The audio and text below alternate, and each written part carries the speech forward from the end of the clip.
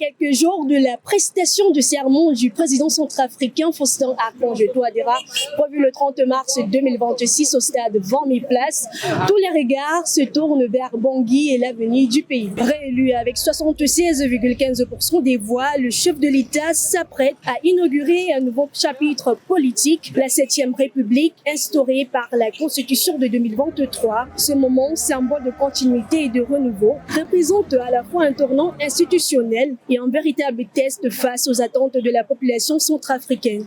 Le premier chef d'État de la 7e République, il a des défis.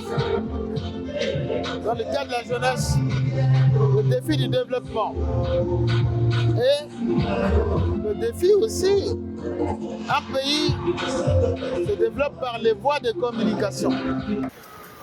Durant la campagne électorale de décembre 2025, le président Touadéra avait exposé un ambitieux projet pour 2026-2032, fondé sur 5 piliers stratégiques: paix et sécurité durable, développement économique et infrastructure, investissements sociaux et services publics, lutte contre la corruption et souveraineté nationale. Ces engagements, désormais sur le devant de la scène, deviennent des défis concrets. Les Centrafricains attendent des actions tangibles, capables de transformer les promesses électorales en amélioration réelle de leur quotidien.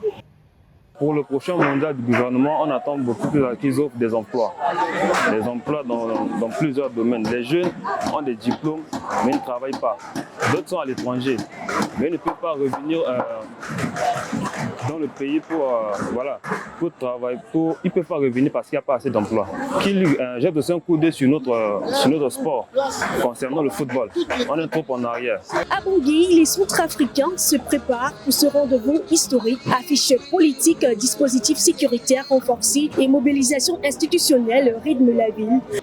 Le 30 mars, la cérémonie de prestation de serment ne sera pas qu'un symbole, elle marquera le début d'une nouvelle étape, celle de traduire les ambitions de la 7e République en résultats concrets pour tous les Centrafricains. Depuis Bangui, Edith Lemni, envoyée spéciale pour Africa 24.